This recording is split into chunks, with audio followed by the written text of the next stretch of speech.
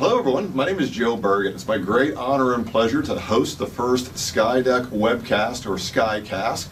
We have Jason Cansler here with us from UAS Sidekicks to speak on a really hot topic that's going on right now, which we're going to get to in a minute. Jason has been in this industry for a long time and is one of the major players here. He's a licensed private pilot. He has his Part 107 certificate with night flight authorization. He's one of the original Section 333 waiver holders. Speaks a lot at conferences, specifically in the security area. And as I said before, is one of the founders of UAS Sidekicks, which is one of the 9 Lance providers for commercial applications. So it's a great pleasure to have you here. Thank you. Yeah, it's good to be here. Okay.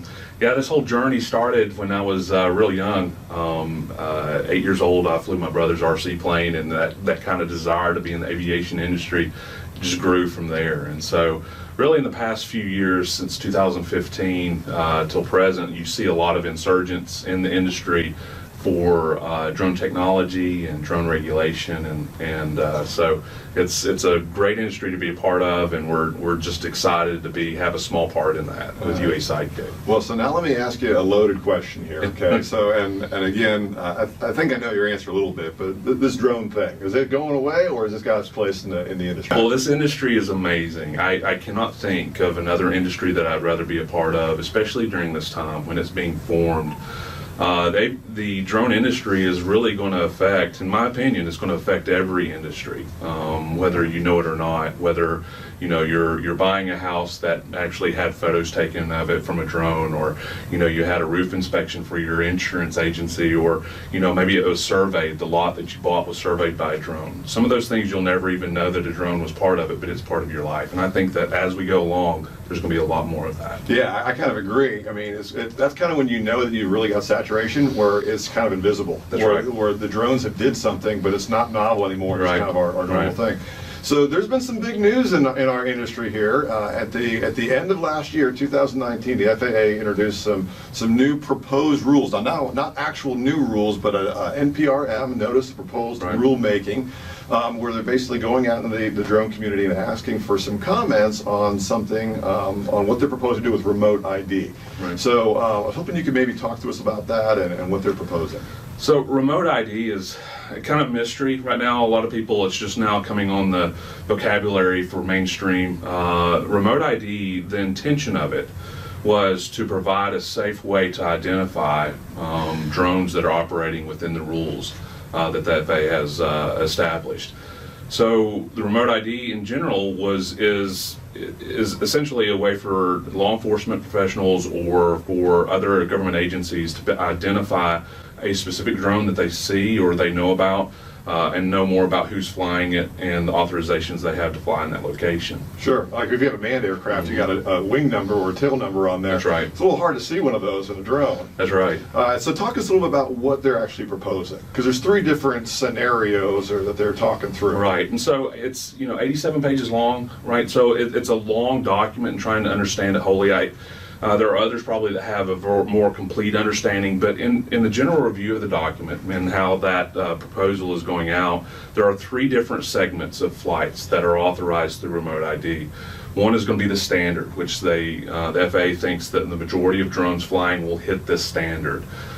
Standard operation remote ID is going to be one where the drone itself will transmit a RF signal, radio frequency, that will broadcast its location and the ID data that's assigned from the drone itself. From the drone itself, broadcast it out. Right. So it'll locate the drone and the operator. Right. Okay. So that's critical. When you see a drone, you don't really know who's flying it or where they're flying, and that's one of the biggest problems with identifying drones and operators. A drone's a little bit easier to spot in most cases. Right. So then the second one, the limited, right, is where, well, on the first one. Yeah, let's talk about the broadcast out. But yeah. What about? So broadcast. So it's required to broadcast not only with RF, but it's also required to be able to connect through the internet and through a USS, or a remote ID USS, which is a company that has come into conformance with the FAA's requirements for this type of service. There's latency requirements, there's privacy requirements that are all associated with being a USS for remote ID. And this isn't a brand new model either, right? There's USS and right. So we're classified. UAS Sidekick is classified as a USS. So we're a service supplier for the FAA. in authorizing flights in controlled airspace. So that's called LANCE. It's a LANCE program. They want to use the LANCE program as a model for this remote ID USS. So there is a similarity there, and they really want to use the base model of that, all the infrastructure that was put into place, contracting and rules and regulations. They want to use that as a standard for the remote ID. Right. Okay, so the standard is the drone itself is broadcasting out, and in addition to that, you've got a controller that's connected to the internet and That's right. broadcasting out that way. Talk to us about the limited. So, well, in relationship to the standard, the allowance, what you will be allowed to do is much greater. So you're able to fly without restrictions on distance from the operator. There's still the height restrictions, Sure, which 400 foot. the 400 foot or the 400 foot above any obstacle, Right. unless you're in controlled airspace. So those rules will still apply. So right now, as a 107 operator, as a commercial operator who flies drones for business, I'm allowed to do that now. So I can take my drone and fly outside of controlled airspace. As long as I follow these set rule guidelines, I can fly within Class G airspace or any airspace that's not controlled. So this will say, now you can no longer do that with a standard. With remote ID, you now have to fit within one of these three. So if you have those two, one broadcast and then internet access, then you can actually fly as you would be able to today, but you have to do that. So the drone itself has to actually be manufactured in a way to meet these requirements. Drones today, there are very few of them right now that actually do that. One of the major manufacturers has a way to do that, but it may not meet the standards. So they'll all have to comply and have a serial number that is special to the FAA, and the FAA will have to actually look at those drones to make sure that they are compliant with their rule sets. So that would be the standard. You're right. So right now we can basically fly where we want to. Got to be in controlled or uncontrolled airspace, but we can fly. As long as you're within those set of rules, right? So the 400, the elevation, altitude, the altitude requirements, your flight over people beyond visual line of sight is not yet available unless you have a waiver. There's very few of those waivers out there. But in general, it's open to those people that want to fly. So you could do that without much regulation at all. So talk through a little bit about some of the more popular models that are out there. So the DJI is a huge player in the industry. So maybe talk through a little bit about some specific models and which ones would be compliant or which ones might need Well, it's an easy answer because there's not many at all that actually are compliant. In fact, none of them are compliant yet. There are some models or manufacturers that have gone above and beyond and have decided to go ahead and put something within their system that they think would have met the remote ID standards.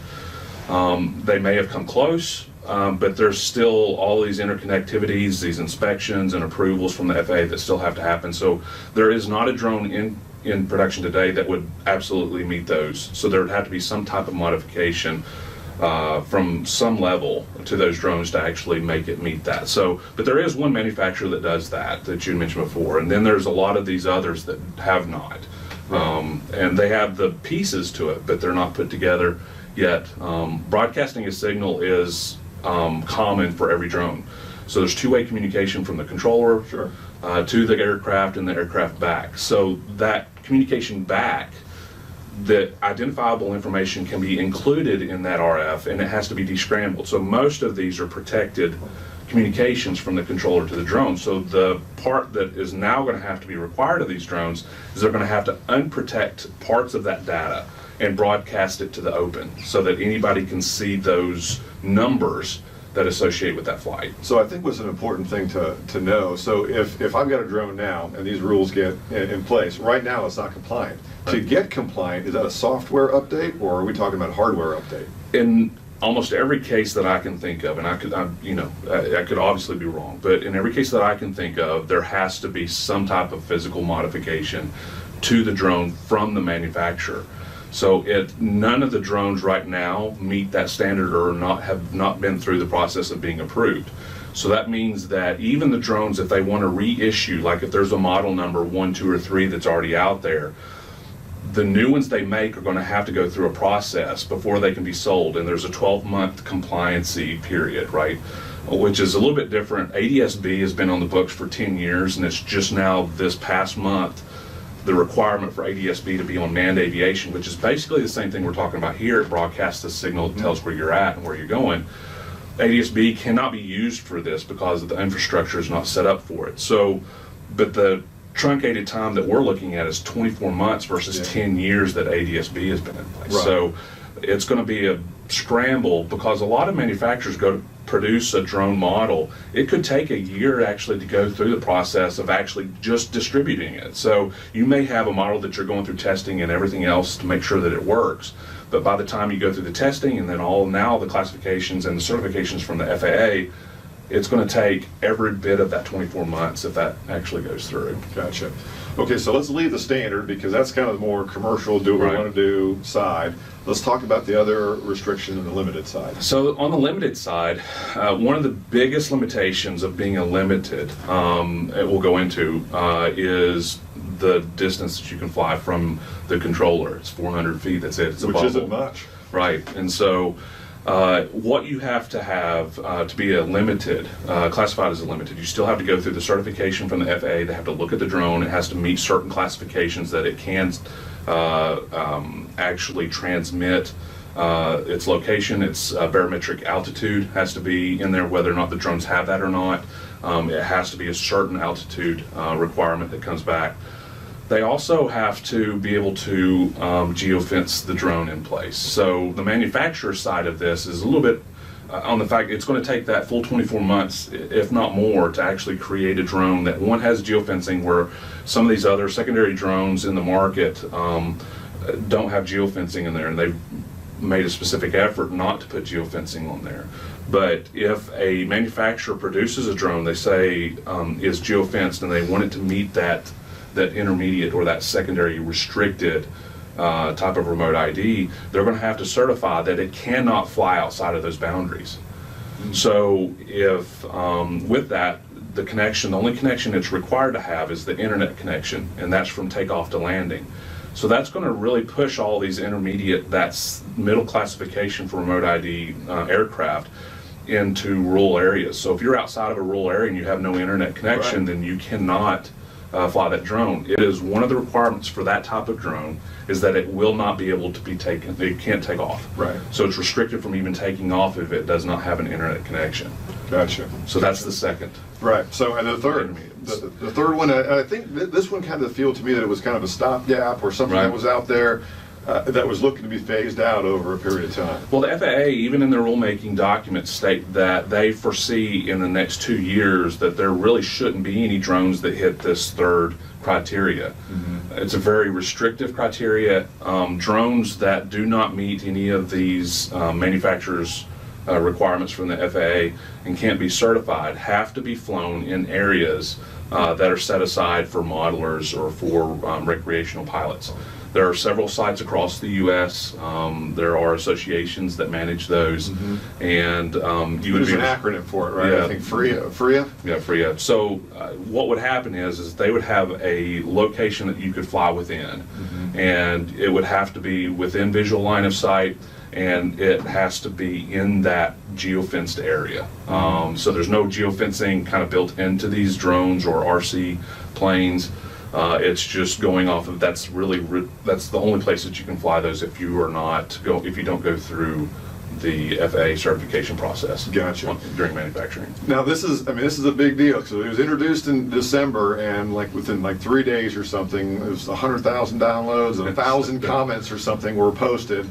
I think that there was some discussion actually about even extending the period in which FAA would allow comments. Right. It's invoking passions on both sides. It is very much so. So maybe you could kind of talk through the pros and cons. Any good debate always has advantages and disadvantages. There are, and I'm a solid proponent of having safer skies. I'm a solid proponent of remote ID. There are really, for us to advance as a nation and through our manufacturing processes and our innovation, we really need to be able to track, be able to manage, or there's a term for it, it's called UTM, it's traffic management. And for there to be an effective traffic management system where everybody works together, manned aviation and unmanned, you have to be able to understand and know where all the players are. Who are the good players, who are the bad players. Without this remote ID, law enforcement their hands are tied in the fact they don't know who is a compliant operator or who is not. And seconds matter when when it comes down to a large event. The threats are out there because this technology is over the counter. Anybody can buy them. There's, it's projected 5 million drones to be delivered to the U.S. this year. 5 million. Yeah. And so if it's that easy to get, and the fact that you could be anonymous when flying it without remote ID, could be a very dangerous situation. And so, very good, big proponent of remote ID. Now, is there a competing way of doing it that maybe not? I don't want to say elicit any more passionate responses because you're going to see it on both sides. But is there a competing idea? There is, and the way you approach it is there's so many different ways you can approach remote ID. The challenge is that you have a group of people in the hobbyist realm who've been around for years. I mean, this goes back to the 50s and even 20s, where the age of this, it was initially developed for military purposes, the idea of having remote controlled vehicles. And so these people have come out of that kind of realm and in the civilian side have created planes and RC hobbies that they've loved for many years. And so now being restricted to a set of different locations where that's really the only place they can fly, because most of these they either build themselves or they're model kits where you put them together. A lot of them cannot comply based on the rules that are proposed right now. Right. And so it has a heavy restriction on that industry, and foreseeably so. I think it's understandable that there's a challenge there, and they're really upset about where things are headed based on the fact they don't think that their position was stated well during this process, nor is it represented in the rules that are out there now. So talk to us a little about like the timing from here, because I think the comments are due maybe next month or so. March the 2nd. Yeah, is when they're due. Okay, so after then, what happens, and then what are we looking at? Is this tomorrow's problem, or is this 2 years, or 3 years, or 5 years? Right. So they've been working on the remote ID for a little while. It's gone through several different groups of people that studied this and have tried to put their kind of 2 cents in worth. And then it was the rules were grouped together, and it's the form we see today. December, I think, is when they actually filed those for public review. March the 2nd, it comes off of public review, and then they'll make the determination whether or not they'll actually make any changes based on the public review. It could go either way. They could go in and say, all right, we're just going to take it as is and make that actually law. Mm-hmm. So it could happen immediately, and then the process would be that 24-month time frame could start from the time that those become law, whatever time it takes from that proposed rulemaking deadline to become law. Then that 24, the clock starts ticking, and so manufacturers have to start that process. And so the 24 months really is the amount of time that you have for people who have current drones. Like some agencies and groups, organizations have multiple drones. I know several that there's one in particular that has 60 drones right in their fleet. Right. All of those drones, none of them would actually comply with the requirement. And so, drones can cost anywhere from, a couple $100 to over $100 and something thousand. Sure, depending on the payload. That's right. And so you're looking at actually cycling through that fleet within 24 months, being a requirement, unless there's any type of, either they push the date back, but there's no guarantee, and that's really a restriction really on innovation. If it's 24 months, they're going to have to figure something out. Yeah, I mean, kind of reading through it, it kind of feels like the FAA thinks that the shelf life or the life expectancy of a drone is about 24 months. It maybe in the hobby side or more for the disposable side, it is, right? When people go out and they're doing jobs that require a drone just to take a picture of houses, right? It's the payload that comes on it. It's not necessarily 2 different packages that come together. Those could be, and I've cycled through several drones over the past year. But some of those that are more the mainstay, that have a specific role, those are going to be very hard to replace. Right. Well, listen, we're almost out of time, so I do want you to just kind of talk a little bit about your company and some of the services that it provides. Well, thank you for letting us do that. UAS is a South Carolina-based company out of Greenville, and it was born out of love. We were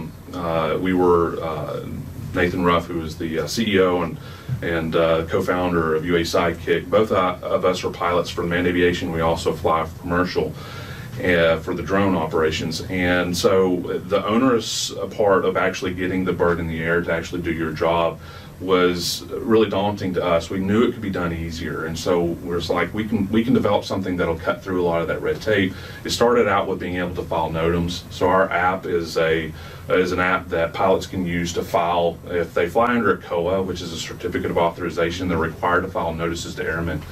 Our app does that. It goes through Flight Services, which is owned by Leidos or managed by Leidos, and we're one of their providers there that provides a window into their system, so you can, within 60 seconds, file a notice to airmen. Right. Then we kind of expanded into the Lance operations, where you can file to fly under 60 seconds in a Lance or a controlled airspace. But we've kind of morphed from there to where we're providing that, but we're also, our biggest goal is to provide airspace awareness. So our mapping system is user defined. We really want them to be able to actually browse through a mapping graphically and touch and ask of that map certain things, and we don't really want to push anything towards our users unless they really want to see it. So we allow the user to tap on the map and see certain things on the map that they really want to know, like airspace. They can tell what the frequencies are for airports if they want to tune in to hear, where airplanes are landing on their approach or departure, which is important when you're in controlled airspace. Sure. To be able to keep that separation. So that's kind of where we're at, and where we're headed is, really just trying to provide a way for users just to fly. Our app is not the end, right? They want to use the app just to get to what they want to do. Right. So we want to make that as quick and simple as possible. Well, we'll make sure that we put your website on our screen so that our members can get some more information. Well, listen, thank you so very much for spending this time with us. Absolutely. It was a great pleasure. Thank you. Absolutely. Thanks for having us. Appreciate it.